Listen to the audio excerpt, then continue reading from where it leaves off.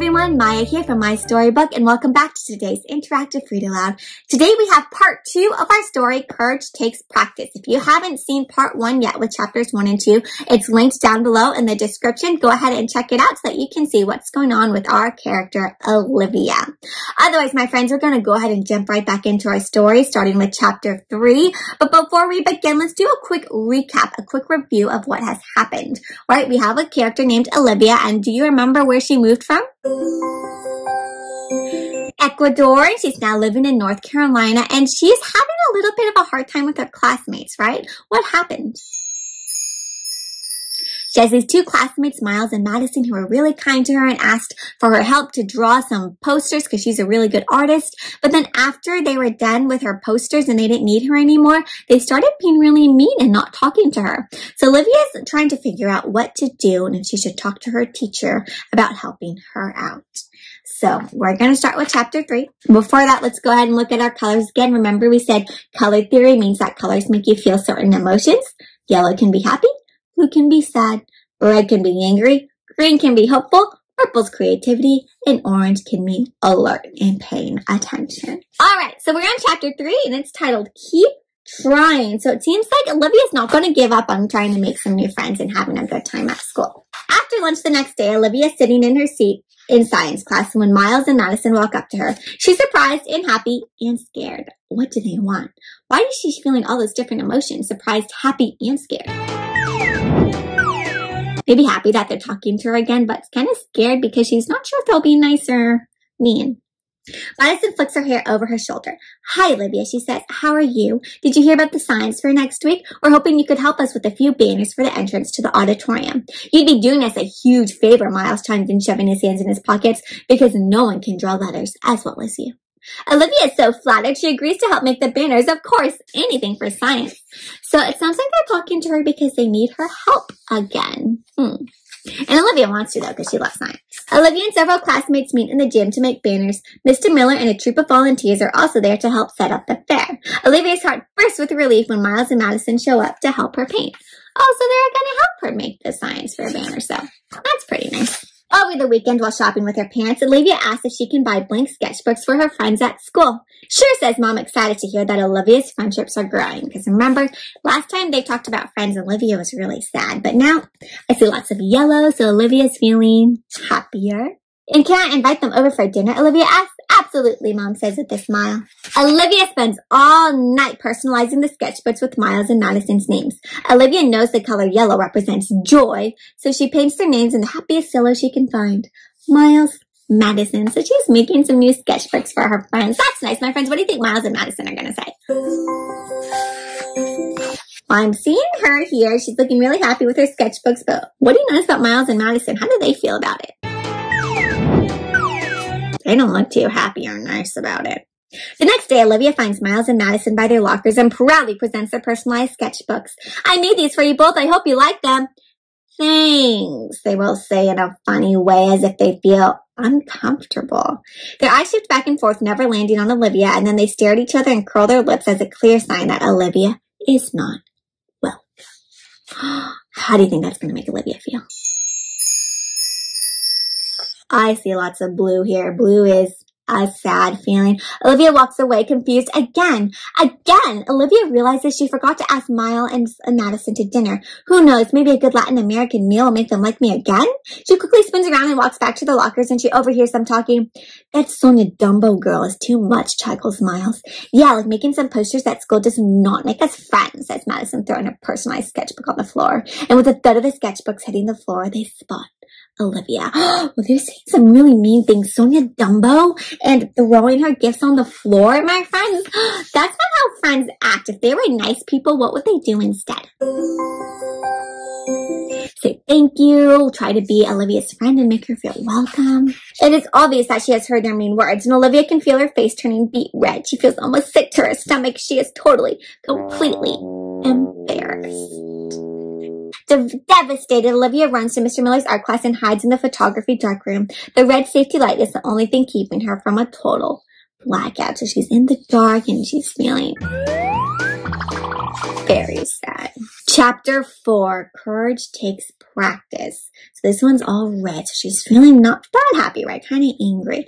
And it seems like courage takes practice. So she is going to need some courage to be able to go back out and face those really mean people. Oh, it looks like she's talking to Mr. Miller. What do you think Mr. Miller is going to tell her to do?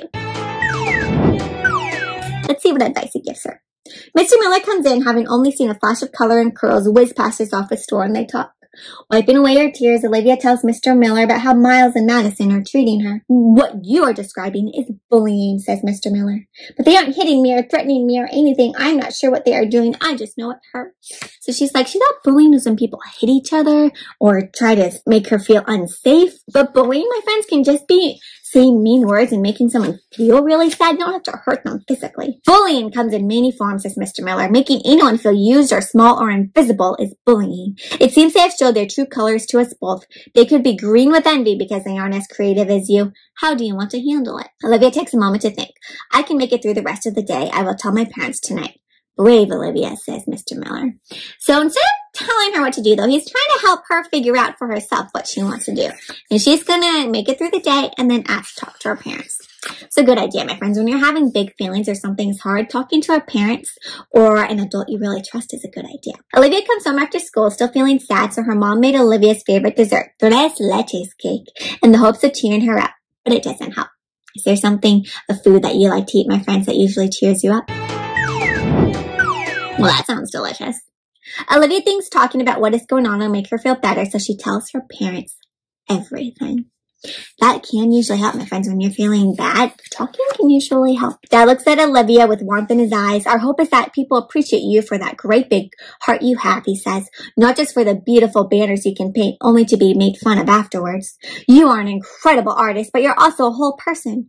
Real friends will want to know all parts of you. Olivia listens closely as Dad continues. There's some responsibility on your part to stand up for yourself if people make you feel bad. Even if Mom and I make you feel bad, we want you to tell us. We are here to listen and learn too. So my friends, if people are making you feel bad, it's also your responsibility to speak up and let them know. Speak up for yourself and make them know that what they're doing isn't kind. Mom leans close to hold Olivia's face in her hands. It takes practice, but you can do it. You can do it because you're the smartest, bravest 9-year-old I know. You know that to get better at painting, you have to practice all the time, right? Same goes for most things in life, most definitely standing up for yourself. So a lot of things take practice, my friends. Being able to speak up for yourself isn't super easy. You have to practice it a lot too. What is something, my friends, that you need to practice to get better at? Yeah. We love you so much, Olivia, says Mom and Dad, giving her a big bear hug. Woof, says Petey. It is a sunny but chilly weekend as the leaves on the trees start to turn colors of fall. Beautiful dark reds, burnt oranges, and golden yellows. A few weeks have gone by and Olivia is feeling better about herself. Miles and Madison have not talked to her since that day she overheard them making fun of her. Olivia is walking Petey on the waterfront while Mom and Dad pop inside an ice cream shop to get some cones. Olivia stays outside since dogs aren't allowed inside. So it's fall, the leaves are changing colors. All of a sudden, I see two people. Who are these people? It's Miles and Madison. What do you think is happening here? I wonder if Olivia's going to stand up for herself. Suddenly, Miles and Madison appear, unavoidable by the time Olivia sees them. She turns white as a ghost. How do you think she feels when she sees them? A bit nervous, right? Hi, Olivia, is that your dog? They say in a cheerful unison as if they'd forgotten she had overheard their last conversation about her. So they're pretending like nothing happened. Yeah, his name is Petey. Whoa, his face is so messed up, says Madison. Because he only has one eye, remember, because of the people who owned him before weren't very nice. And when Olivia hears them making fun of Petey, how does she feel? Angry, red with anger. Flashes of red. Olivia has had enough. They can giggle and whisper about her when they don't need posters drawn, but this is the last straw. White-knuckled Olivia shouts loud enough for the whole block to hear her. You know what's messed up? Petey went through a lot when he was a puppy, but he still loves everyone he meets. What's messed up is how you talk about him and how you treat people. You only pretend to like people when you need something from them. Olivia takes a long pause and she breathes in and out. I'm not making any more art for you. So finally, she's starting to speak up for herself and for Petey.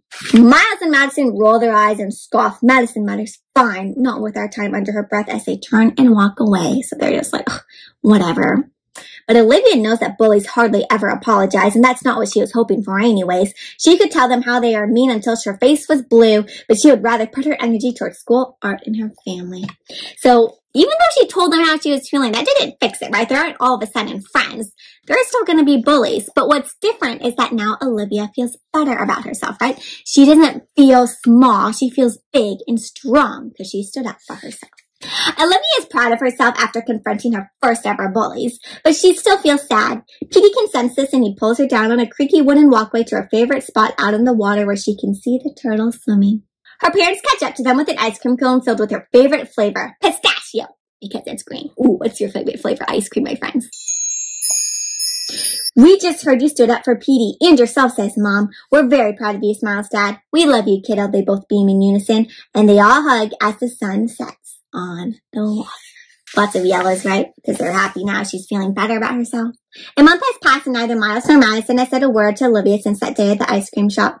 Olivia is much happier at school now that she has made friends with kids in art class. Oh, that's a good place to make friends. A place where where they all like to do art. Who like painting and drawing as much as she does. Thank you, Petey, she says to her furry best friend, for giving me the courage to stand up to Miles and Madison. Anyone tries to mess with you, they'll have to go through me first. And if anyone tries to mess with me again, well, they can try, but it won't work. They smile at each other, heads high, full of hope and color, feeling unstoppable. The end. And look at that bright yellow happiness. So, my friends, there are some more in the back you can read about some meanings of color idioms. Or idioms are when people say things, but they don't mean exactly what they say. So, for example, when someone says tickled pink, that means they're very happy or amused. So there are some different fun ones you can read about. There's more about the color wheel and colors and what feelings are associated with different colors. More colors, pink, gray, black, white, and brown. The end, my friends. What a great ending to the story. So I hope you enjoyed this part 2, this last part of the story. What was something you enjoyed about this read aloud or liked about the ending? I liked how, in the end, it wasn't about trying to make friends with bullies and changing bullies into nicer people. What was important was how Olivia felt about herself, right? Instead of feeling small after speaking to the bully, she felt big and proud of herself. The bullies aren't going to be any nicer, but what's different is that Olivia now feels like she can stand up for herself, and she's not going to let others make her feel bad. That's really powerful, my friends. Learning to speak up for yourself and have confidence in yourself, no matter what. So I hope, my friends, next time someone's not nice to you or mean to you, you can also have courage. But don't worry if you don't at first, because courage takes practice. And you can read the story again to inspire you to stand up for yourself, just like Olivia. All right, my friends, well, I hope you enjoyed today's interactive read aloud. Again, remember, this book is also available in Spanish. I've linked the Spanish version down below if you want to check it out. Otherwise, my friends, if you enjoyed today's story, please subscribe to my StoryBook YouTube channel by clicking on that subscribe button and giving this video a thumbs up. If you want to share any of your own adventures with me, reading adventures or school adventures, you can find all my social media links down below. I love to hear from all of you. Otherwise, my friends, until next time, happy reading.